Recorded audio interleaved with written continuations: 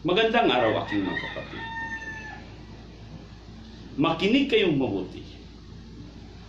Basahin natin sa Mateo 7:24.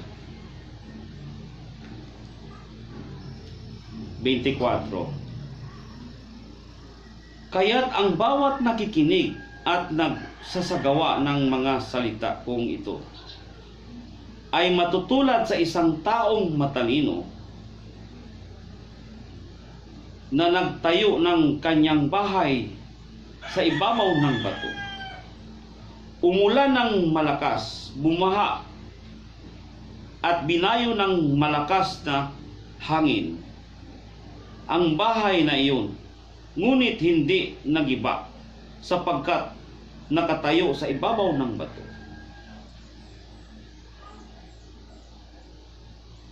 Pag-aralin niyo mabuti kapatid. Ito sa akin question and answer. Hindi ito itanong ninyo kay Eli Soriano. Si Kristo ang mag-question, ako ang mag-a-answer, kapatid. Ang bawat nakikinig ng aking mga salita at hindi nagsasagawa nito ay matutulad sa isang taong hangal na nagtayo ng kanyang bahay sa buhangin. Umulan ng malakas, bumaha at binayo ng malakas na hangin ang bahay, bumagsak ang bahay na yun at lubusan nawasak. Tingnan nyo kapatid, hindi ba?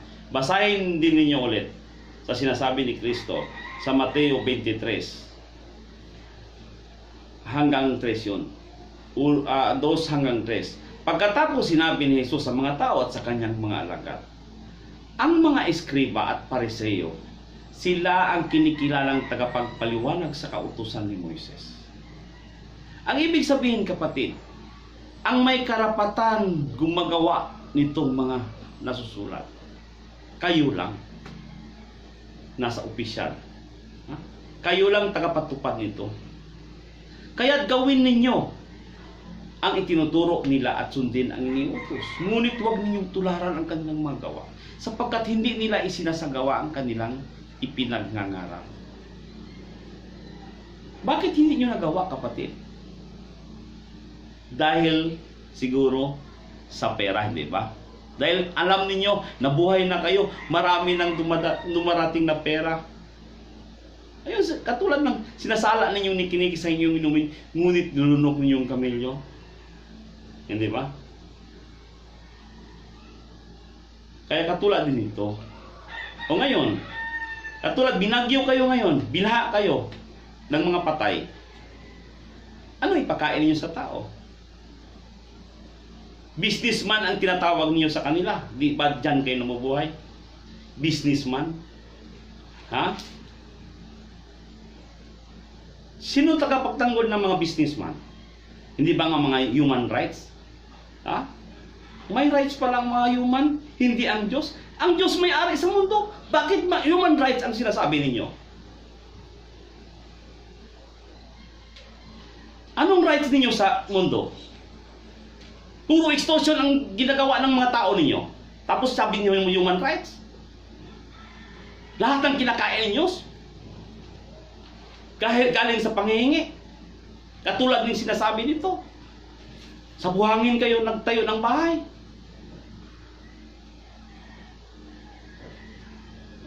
Hindi ba nagtayo si Jose?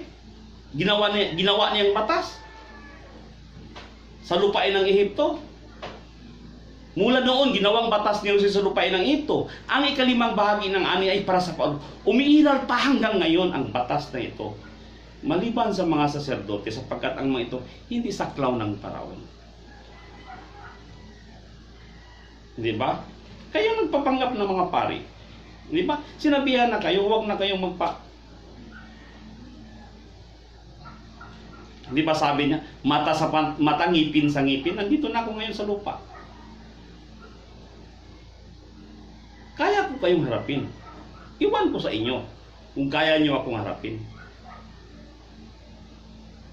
Hindi ba sabi ni Jesus sa Lucas ba tayo? Basahin niyo sa Lucas. Lucas 22:25.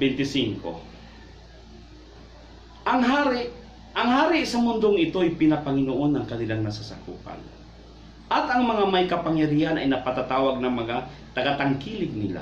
Ngunit hindi gayon sa inyo. Sa halip, ang pinakadakila ang dapat lumagay na siyang pinakamata. O kapatid, nagtayo kayo bilang isang mga pari. Kayo ang nakaalam kung ano ang inuutos ng Diyos.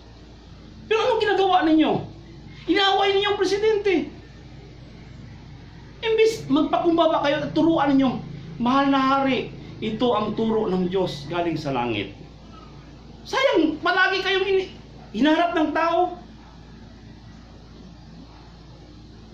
Kaya totoo ang sabi ni Kristo, sa pananalangin ninyo, huwag kayong gagamit ng napakaraming salita, gaya ng mga hintil. Ang akala nila ay pakikinggan sila ng Diyos dahil sa dami ng kanilang salita. Hindi ba? Paano kayo pakikinggan? Paano niyo maturuan ang gobyerno ng mabuti? Nagtayo kayo bilang isang ama sa taong bayan, tapos dapat kayo ang magpapakain sa mga tao. Hindi kayo ang pinapakain. Ang isang ama, tulad ni Jose, hindi ba? 7 taon paggutom. Iniligtas niya ang tao. Pati mga ninuno ninyo. Hindi nga nabinta ang mga lupa ninyo dahil pinakain kayo. Pero anong ginagawa ninyo? Kayo naman ng mga senador, mga ninuno ng unang panahon, sagot nila, bakit ba tayo hahanap ng iba samantalang siya na ang pinapatnubay ng Espiritu ng Diyos? O, sunod-sunuran naman kayo sa mga pare, sa mga saserdote. Kaya sabi ni Kristo, hayaan ninyo sila yung mga bulag na taga-akay. Kapag bulag ang umakay sa bulag, kapwa sila mahuhulog sa hukay. Ngayon, hukay kayo, di ba? Nasa hukay kayo. Anong ipakain ninyo sa problema ngayon? Kung hindi kayo gumagalaw-galaw, sinong hihingian ninyo? Nagtaguan ng mga tao. Dahil hangin ang kalaban. Hindi ba? Kaya sabi ni Kristo, hindi na kailangan pumunta pa kayo ng mga tao. Binulag kayo ng mga simbahan. Kayo, bulag yan. Ano bang trabaho ng mga bulag? Hindi pa panghihingi? O trabaho yun, ganyan din ang hiningi nila. Ganyan din trabaho. Ang mga bungol din, ang mga bingi din, sunod-sunuran din. O, sabi ni Kristo, kapag mananalangin ka, pumasok ka sa iyong silid. Sarahan mong pinto, saka ka manalangin sa iyong ama. Hindi mo nakita at gagantihin ka ng iyong amang kabutihan, ginawa mo ng lihim. Hindi mo kailangan manhapan ng reliyon.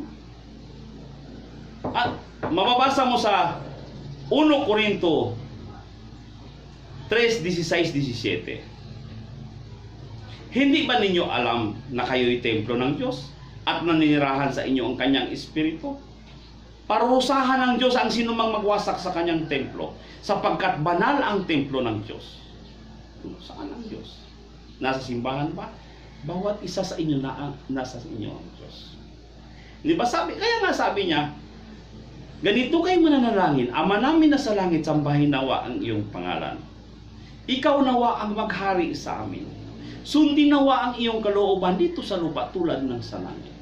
Bigyan mo kami ng pagkain kailangan namin sa araw ng ito. Anong ibigay ninyo kung pinatago niyo tapos ang hanap buhay niyo galing sa sa mga businessman? Ano bang sabi ni Jose Rizal? Di ba? Nung grade 1 pa ako, nababasa ko yun. Ang isang unggoy at saka pagong. Hinati ang punong saging. Namunga yung sa unggoy, yung punta, dahil walang ugat, namatay. Yung sa puno, may ugat, namunga. Ang problema ng pagong, hindi makakyat. Tatawag ng tiyonggo. Unggoy, di ba? Sino may mga tiyong? Di ba? Pag-ibang nasyon yan. Di ba?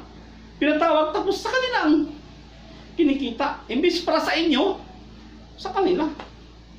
Kasi pinatrabaho mga papagong kulang sa talino Pag talino na, yun ang sabi ni Jose. Ang hindi magmahal sa sariling wika mas mabaho pa sa masalsal na isda. Makakita lang kayo ng gwapo, makakita lang kayo ng ibang kwan, sikat, gusto niyo. Sama kayo kaagad, sarili niyo hindi niyo nakita. Kapatid, salbahin natin sarili natin. Pakinggan ninyo mabuti ang salita ng Diyos. Hindi pa uli ang lahat. Kaya nandito tayo magtulungan. Hindi tayo mahirapan. Sa ganitong sistema, walang imposible sa Diyos, sabi ko sa inyo. Ito, binigyan lang kayo ng para makinig kayo. Diba sabi ko nga, birthday ko. Birthday ko, 49 ako. June 15, maging 15 ako. 5 na. Di ba ano bang 5, kumanta na ako. 5, winta. Win tayo, di ba? Winta, 50 na ako, kapatid. Dahil, di ba sabi na, sa pasimula pa'y laro ng salita, kasama ng Diyos. Ang salita at ang salita ay Diyos. Kasama ko sa salita. Kaya hindi mabubura ang pangalan ko. Dahil ako'y salita lamang. Kaya hindi ninyo ako mapapatay. Kahit anong gawin ninyo. Dahil pwede akong maging ikaw, pwede din maging ako. Di ba? Pwede ako nandyan sa iyo, pwede din ako nandito. Dahil ang bahay ko ay tao, kayo. Sabi na sa 1 Corinto 3, 16-17, hindi ba ninyo alam na kayo'y templo ng Diyos at nanirahan sa inyong kanyang espiritu? Parusahan ng Diyos ang sinumang magwasak sa kanyang templo, sapagkat banal ang templo ng Diyos at kayo ang templong yan. Kung marunong ka, kapatid, kung pagharian ka ng Diyos kahit saan ka, kahit marunong ka magpakumbaba, pwede ka rin pagalitan mong iba kung nasa katuwiran ka. Hindi ba? Kaya, ang problema ngayon, magtulungan tayo. Ang sabi ko nga sa gawa, di ba? 7, gawa 7, di ba? Sa 49, ang langit ang aking trono, sabi ng Panginoon. At ang lupa, ang tungtungan ng aking mga paa. Ano pa bang bahay ang itatayo ninyo para sa akin na paghihingan ko? Kapatid, sa gawa tayo, trabaho tayo, di ba? Napakayaman ninyo, kapatid. Hindi kayo maghirap. Ang buhay na walang hanggan na sinasabi ni Kristo, sistema sa pamumuhay. Hindi yung hintayin ninyo mamatay kayo, papunta kayo ng langit. Boy, ano pang, wala nga Diyos. Wala nga Diyos sa langit. Ang batas na sinasabi niya sa langit ay kay Jose, galing sa langit. Ang batas na ginawa ni Jose sa 7 taon tagutong niligtas niya, dahil pangako yan ng Diyos. Kayong mga mayor, dito tayo sa kahirapan kasi mahirap na ngayon, hindi ba? Mga pagkain, marami na nagsigawan, marinig man natin ngayon. Mr. President, ako nangako ako sa iyo, di ba? Na palagi akong sumusulat sa social media na hindi kita pababayaan. Pati kahit matanda ka sa katawan ko, mas matanda pa rin ako sa iyo dahil ako nga ang nakakatandang kapatid. Pero malaking saludo ko kasi respeto ang kailangan natin. Makinig kayo mabuti, mga kapatid kong mga mayor, kapatid kong mga barangay captain. Sa sinasabi ni Jose, lahat ng pagkain sa panahon yun ay dapat tipunin. Ikamalig sa mga lungsod at pabantayang mabuti at bigyan ninyong kapangyarihan mga kagawad upang maisakatuparan ang lahat ng ito. Kailangan anis, mga kapatid, di ba? Kailangan anis. Huwag tayong magnakaw. Kahit nandyan na ang pera, kahit nandyan na ang ginto sa'yo, hindi natin pwede nakawin yan. Kasi sa government yan, batas yan. Hindi yan batas. Hindi na yung istorya ko ngayon sa inyo, yung history ko galing sa langit yan, hindi galing sa akin. Nandito na yan. Ang lahat ng pagkain sa panahon yun ay dapat tipunin, ikamalik sa mga lungsod at pabantayan at bigyan ninyong kapangyarihan ng mga kagawad upang maisakatuparan ang lahat ng ito. O kapatid, tingnan ninyo. Ako isa akong negosyante. Isa din ako magsasaka. May mga tanim din ako. Pero ngayon, hindi maubos kasi nataguan ng mga tao. Minsan, ibinigay ko na lang sa barangay. May sobra man, wala man. Mga suki ko, nagbibili, wala man. Yun ang sabi ko, madali lang hanapin ang pera kung marunong tayong gumalaw. Ang sistema sa sinasabi ni kooperatiba yun, magkaisa tayo. Yung lahat ng tanim ng mga gulay, kamatis, lahat ng mga gulay papunta sa city market, di ba? Tayo ang makakapital niyan. Ang mga magsasaka, pwede natin magpatanim tayo sa kanila, tayo ang magpapinas. Ako, ganyan din ako ang sistema ko. Tapos ako ang magbibili sa kanila. Ako naman ang magbibenta. Katulad ngayon, naghirap na. Tayo magbili ng kamatis, imposible, wala tayong ganansya dyan. Yung ipinakain natin sa tao, mag-rolling lang yun. Sa kanila pa rin ang galing yun. Yung sistema, bilhin natin ang mga tanim, ang mga harvest ng mga similya. Yun ang sabi ni, di ba sa amin ni Jose? Ngayon nabili ko na kayo ang inyong mga lupain, bibigyan ko kayo ng binhing itatanim, ibibigay ninyo sa paraw na ikalimang bahagi ng inyong aanihin. Inyo na ang nalabit pa itanim ulit maging pagkain ng inyong sambayan. Ganyan ang gawin natin. Lahat ng ani papunta sa city market, tapos papunta naman sa mga barangay market. Alanganin naman kapital mo Diyes, ibenta mo Diyes, di ba? Kung pwede, magiging si 20, maging medya yun, siyempre. Ang importante, hindi din malulugi ang magsasaka. Hindi ba? Suporta rin ang magsasaka. Tayo kapatid, hindi tayo maghirap. Doble pang kikitain. Ang pera parang tubig. Madali lang. Katulad ko, wala akong pinag-aralan. Pero, pinagharian lang ako ng Diyos. Siya ang nag-guide sa akin para makapunta din ako sa inyo. Bawat barangay magtayo ng mga katulad ngayon sa umpisa kahit nandiyan mga military, wala man ngayon gera. Bawat barangay maglagay ng mga tindahan, tapos yung lahat ng mga gulay bilhin natin, tapos yung ganansya doon yun din bilhin natin sa mga kabila, sa paroling lang. Mas malaki kitain yung kinakain, hindi magutom yung mga tao sa ngayon. Pagkain lang man sinasabi, di ba? Hindi man mga ibang negosyo, mga malaking negosyo, patuloy sila. Mr. President, yung pangako mo mauubos ang Shabu, mauubos din yun. Kung ganyan ang hawakan natin. Dahil lahat ng pagkain, katulad ng papunta ng ibang bansa, cooperative na, tayo na nagbibili sa ibang bansa.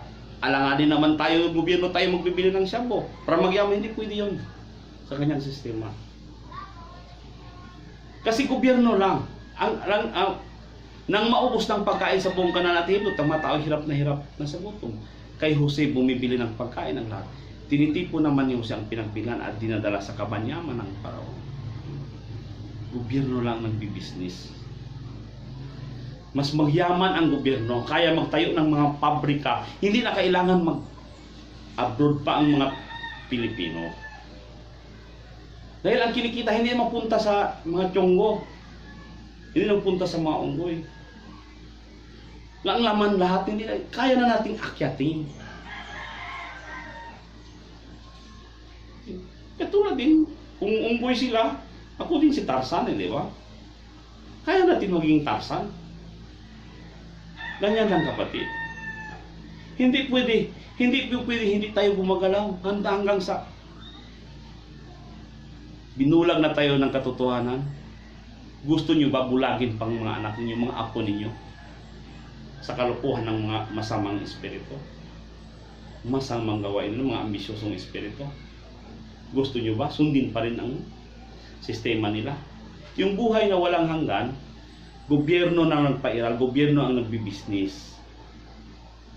Habang nagtatanim tayo, lahat ng mga isda, lahat papunta yung doon. Sa 95%, Sahod na lang.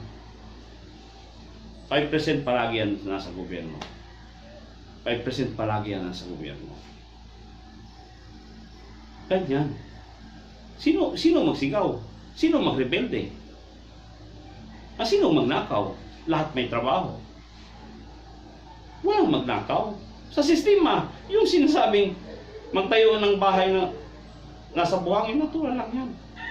Kasi puro panghihingi lang, paano may pwesta ka din. Marami din rebelde, marami din tinularan din sila.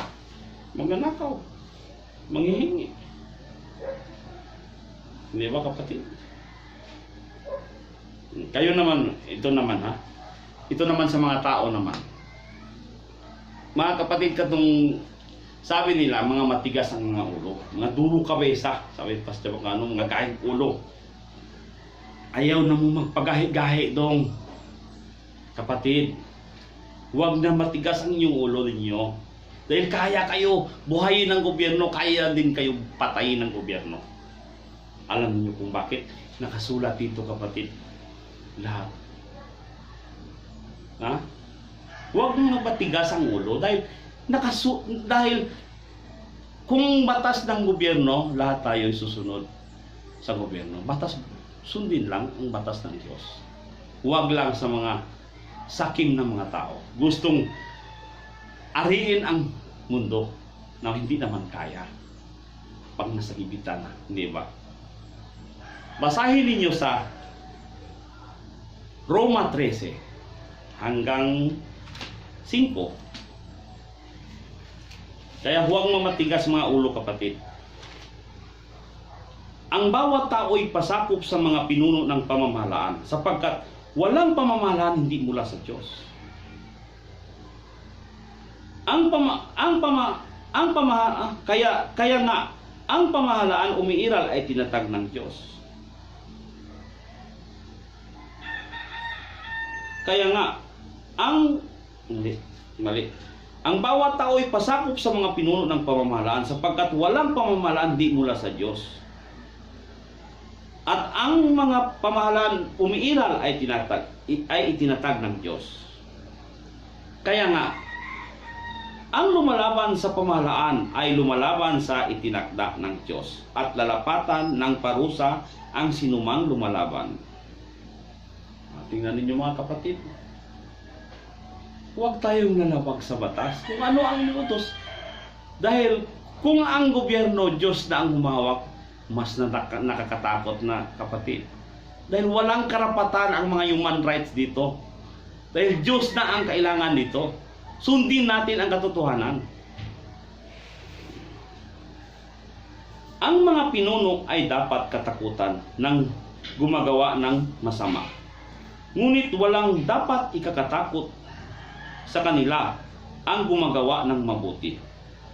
Ibig mo bang huwag matakot sa mga namumuno? Gumawa ka ng mabuti at papapurihan kanila. Sila'y mga lingkod ng Diyos sa ikabubuti mo. Ngunit matakot ka kung gumawa ka ng masama, sapagkat sila'y talagang may kapangyarihan magparusa. Sila'y mga lingkod ng Diyos. Tingnan niyo mga kapatid. Ang mga alagad ng gobyerno ay sila'y mga lingkod ng Diyos.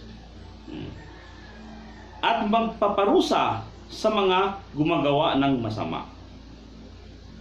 Kailangan nyo ng sundin mga kapatid. Kaya nga, dapat kayong pasakop, hindi lamang upang maiwasan ang puot ng Diyos, kundi dahil sa iyon ang matuwid. Hindi. Kaya huwag tayong matigas ng ulo, kapatid. At ang gobyerno naman, tingnan ninyo ha.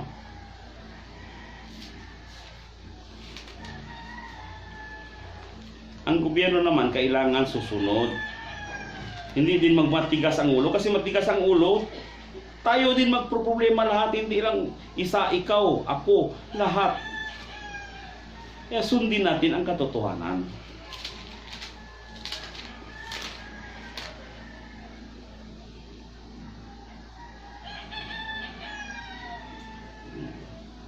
sa Episo 5:12, sapagkat kahiyahiyang banggitin man lamang ang mga bagay na ginagawa nila ng lihim, ang lahat ng nalalantad ay naliliwanagan, at ang naliliwanagan ay nagiging liwanag. Kaya sinasabi, gumising ka, ikaw na natutulog. Magbangon ka mula sa mga patay, at liliwanagan ka ni Jesucristo. O kapatid, pinatay kayo sa mga maling turo. Yun sinasabi dito. Binubuhay ang mga patay, ngunit pinapatay ang mga buhay. Binubuhay ang mga patay, ngunit pinapatay ang mga buhay. Pumasok kayo at puro bula ang pinagsasabi sa inyo, natanggap ninyo. Hindi. So, kaya tayo papunta niyan, kapatid. Hindi ba? Kaya ingatan ninyo kung paano kayo namumuhay. Mamuhay kayong tulad ng matatalino at di tulad ng mga mangmang. Sapagkat masama ang takbo ng daigdig.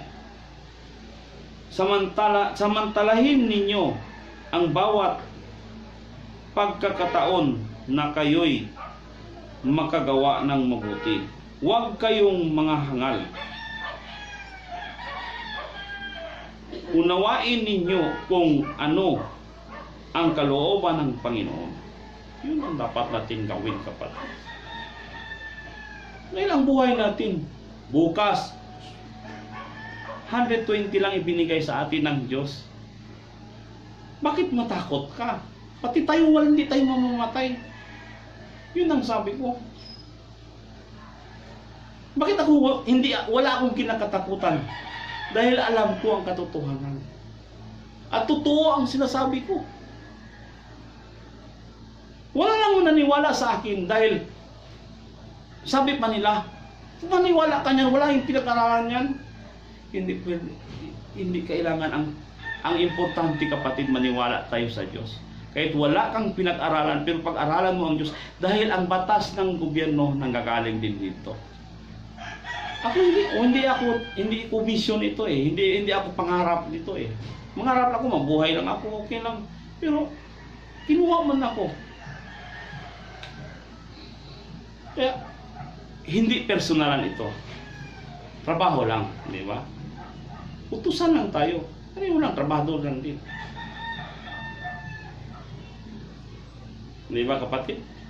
Tao lang din ako. Hindi ako Diyos.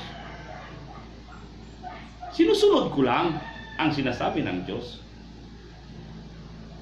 Ganyan lang. Magtrabaho tayo. Hindi yun. Hindi pa tayo pinanganak. Hindi ba sinabihan na si Adan at hinarap naman ng Diyos si Adan at ganito ang sinabi. Pagkat nakinig ka sa asawang hirang, nang iyong kainin ang bungang bawal, sa nangyaring ito, ang lupang tanim may aking susumpain, magpakailanman ang lupain ito, pag-aanihan, pagpapawisan mo habang nabubuhay. Pawisan natin. Hindi yung manghingian tayo tapos dahil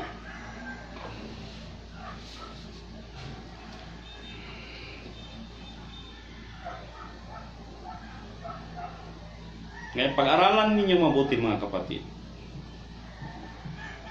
Kahit anong oras, pwede nyo akong lapitan. Pwede natin hindi ako natatakot sa inyo dahil alam ko. Huwag din kayo matakot sa akin. Tao lang ako katulad ninyo. Hindi man ako Diyos. Huwag nyo lang akong palagalitin dahil sa iyo ang sabi ko. Ipinusta ko lahat pamilya ko. Mamatay silang lahat kung hindi ito masunod. Dahil sabi ko sa inyo, nagsimula lang ako sa zero. At tulad din sa amin ni Kristo, ako ang alpha at ang omega, ang una at ang huli, ang umpisa at ang wakas. Pabalik sa zero pa rin. Ngayon sa 1, 10, 0 pa rin. 0, 1, 2, 3, 4, 5, 6, 7, 8, 9, 10, 0 pa rin. Itlog lang dala ko. Ganyan, di ba? Itlog lang man. Di ba? Di ba si Ruben Ecleo, Master Ruben. Tapos yung anak din, nagpa-Ruben din. Peke man yun. Oh. Si Ruben Ecleo Senior, yun ang tunay na Master Ruben. Ako yun. Namatay ba ako? Ipakita ko sa inyo, may matanda pa. Iniwan ko sa kanyang libro doon, sa ibang katawan ko. Tapos kinuha ko rin sa kanya pa rin. Nandito ngayon sa akin. Ang libro, orasyon yun lahat. Katulad, kuram iyong minisim, inuwang birurin, krisaram, muhim, disam, aratum, aksum, okram, bikyam. Yun ang tinuturo ko sa mga misyonaryo. Yun ang binigay ko. Magrosaryo, 36, siyam ka misteryo, binigay ko. Ngayon, 36 na. Ako yung nagbigay. Si Jose Gabirnas, may-ari ng mga ilaga. Siya din, Gabirnas. Mga ilaga, sa akin yung lahat, kapatid. Pero, nakita niyo ba ang kambugan ko? Hindi, kapatid, hindi ko kailangan yan. Kailangan ko paniwala ninyo. Paniwala ninyo sa Diyos. Maniwala kayo sa Diyos.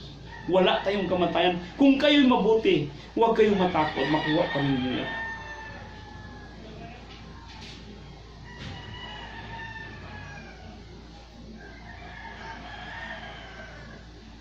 Pwede ninyong puntahan ang matanda.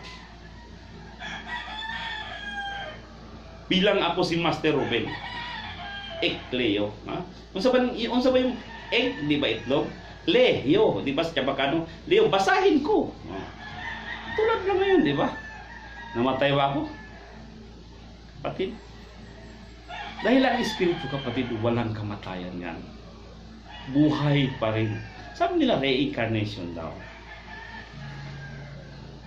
Di ba? Ang ibinigay ni Jose Gabirnas, unimatam et im consikukulum cum animalurim semper benedictuum Jesus mium. Yung sabi ni Father Ding, dito ngayon sa Zamboanga, papare dito sa Zamboanga ngayon, dito sa Zamboanga, kulto daw, kulto. Natawa lang ko saya, kulto daw. Tapos, sabi ko may isa pa. Kuram iyong hinisim inuwang bilring kisaramuim disam aratum aksum okram bikya. Sabi niya kay Ruben yun. Hindi niya alam ako si Ruben. ang sinasabi niyang kulto kay Jose yun. May-ari yun sa mga ilang. Madali lang tawagin ko sila lahat. Pero hindi dapat. Hindi, ayaw ko ng gulo. Yung sistema na mabuti para sa ating lahat. Yun kapatid, parang walang na tayong kamatayan. Kailan tayo mamamatay? Kung sa mabuti kayo. Di ba? Sa pasimula pa'y naroon ang salita kasama ng Diyos. Ang salita at ang salita ay Diyos. Hindi ba nagpakatao sa'yo, nag-umpisa ka sa gatas ng nanay mo? Hindi ba? Sa gatas ng nanay. Gatas, hindi ba? Minsan, artificial, magbili lang tayo ng gatas, painom sa'yo hanggang mga bunga na ng kahoy. Hindi ba sabi dito sa Biblia, sa Revelation 19, 18, 20 to 19? Sinumang mag-alis ng anuman sa mga hulang na sasaad dito ay aalisan naman ng Diyos ng karapatan sa bunga ng punong kahoy na nagbibigay bunga at sa banal na lugar na binabanggit dito. Dahil sa lahat ng bagay sa mundo may buhay. Kaya nga, dito nga ipinasasabi, kaya nga minsan galit ako, magagalit ako. Bakit? Lahat ng nakita ko sa ginagawa ng mga tao mali. Dahil sa marami nga, hindi natin maiwasan kasi maraming bula ang propeta. Basahin ko dito sa inyo. Sa Levitico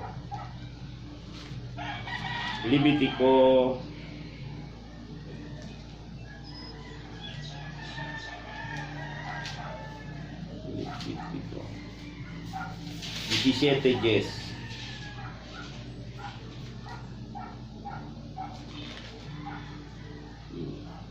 Levitico 17:10, sino? ang sinumang kumain ng dugo ay magiging kalaban ko at ititiwalag sa kapunungan, maging Israelita o dayuhan man. Okay? Anong klaseng tao ka? Sapagkat ang buhay ay nasa dugo at iniutos ko na dapat ihandog yun sa dambana bilang pantubos sa inyong mga buhay. Mga kapatid, nagawa ba yun ng mga tagapagturo sa inyo? Wala silang pakialam. Basta sa kanila ganyan na mabuhay. Diba sabi ni Kristo, ang kay Cesar kasira, sa Diyos ay sa Diyos. Huwag tayo magsakit. Tayo. May kuwan lang tayo, may kuwan lang ang buhay natin. Maikli lang buhay natin. 120, maikli lang yun. Ako mas mabuti pa magpuyo ko sa bukid, Mr. President. Puyo ka, istoryahan mo, tuyan-tuyan ta. Maistoryahan na yung katawan na dito, mas mayo pa. Ha? Bisaya lang, hindi po kayo ko, pero di rin man ko nagtuon para makabalo ang tanan. Ako mahilig ko sa duyan-duyan sa mga kakahuyan. Mauna hilig na ko, istorya katawanan. Person ato ko diri sa syudad, nakita na ko ang mga tao sa kalisod tao. Kung madungog na ko sa kalisod sa tao, maghila ko patago. Tungod sa ako nakita, hindi mo.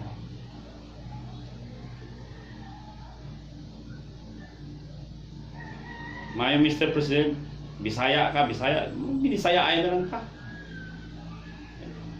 Sila mo sunod na to, dili kita ang sunod nila. Eh, kita ang nagdala sa kamaturan.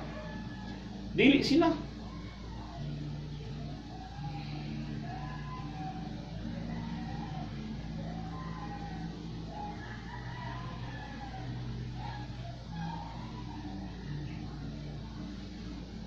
Mga kapatid ko, mga taga-gobyerno,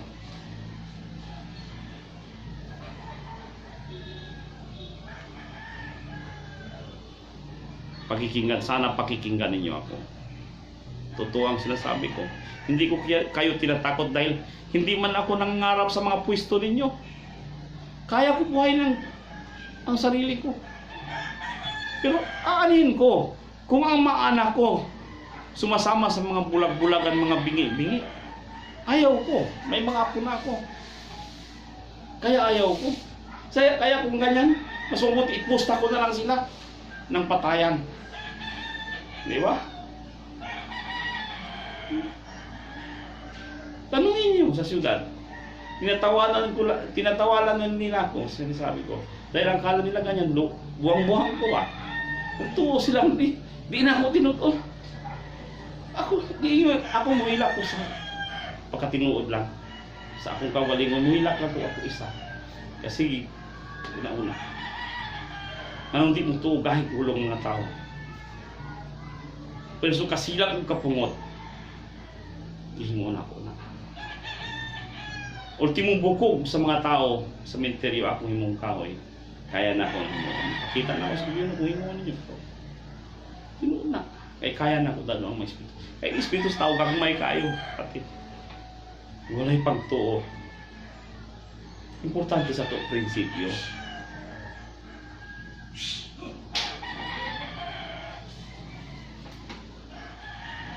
Di na itong kawalingon.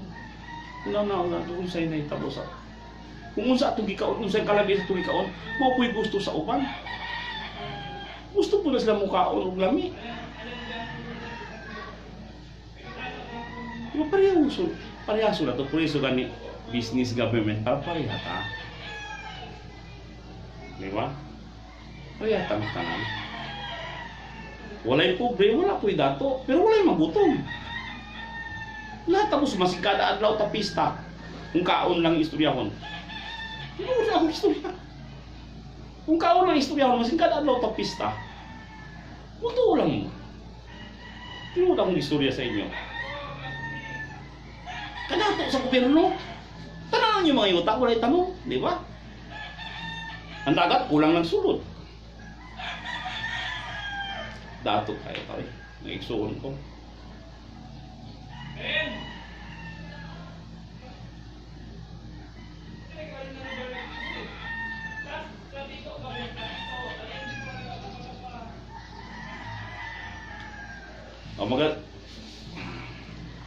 Salamat kapatid kung sino man nakikinig sa akin, salamat. Mr. President, salamat kung nakikinig ka. Hindi, alam ninyo mga kapatid, wala akong pangarap maging mayaman, wala din akong pangarap maging sa mga posisyon ng mga taas na posisyon niyo. Kung ako lang, wala lang akong siguro kung kagustuhan ng Diyos, wala akong pamilya, mas mabuti pa sa bundok ako. Magtanim ako, doon ako naman. Kung magpuyo ba, magduyan-duyan. Pamila akong mga music ba? Wala akong kalipay. Pero puro problema niya. Kisa ba'y gitawag nila? Ako nga lang akong gitawag nila. Kordero ng Diyos. Diba? Pangalan kong tinatawag ninyo. Halos hindi ko makatulog. Tapos, karon naanak ko diri, nandito na ako. Hindi man niyo ako pakikinggan. Hindi man ito para sa akin, para sa inyo man. Hindi ba?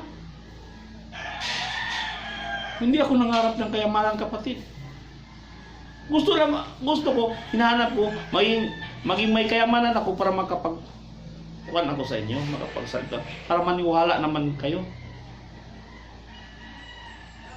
Di ba? Kung mahirap ako sa daga, kakhato ka. Paano kayo maniwala kung sarili ko hindi ko kayang buhayin? Kaya ko pa kayang turuan, di ba? Ganyan ang kapatid. Siguro ako nang pinakayaman sa buong mundo, pero hindi ko nangkin yun. Tingnan ninyo. May pangalan ba nakatatak sa lupa? May nagpabili ba ako yung tayo? Pero alam ko, hindi ninyo maipagbili ng lubusan ang lupa sa kapatid na yakin. Pinatitirahan ko lamang sa inyo. Di ba? Sa susunod na kapatid ba, parang mahaba na ang sinasabi ko. Mayong adlaw sa inyong tanan. Salamat.